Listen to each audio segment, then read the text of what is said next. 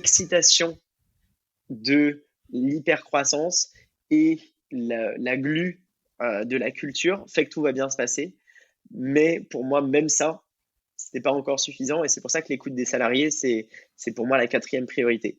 Et, et de le faire de manière à la fois micro et macro.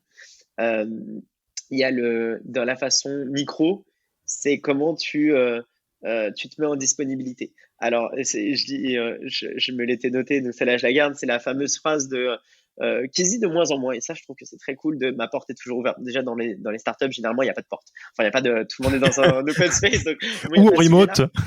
Mais je sais que moi, c'est quelque chose que j'avais mis en place, que j'avais plus le temps de continuer, mais que je compte remettre en place là en arrivant chez Partout. C'est de se mettre des moments de disponibilité. Je sais que des founders font beaucoup ça, des moments de disponibilité pour les équipes, mais vraiment de les banaliser, que ce soit très clair, que ce soit connu de tous, que ça puisse être très discret de le faire aussi.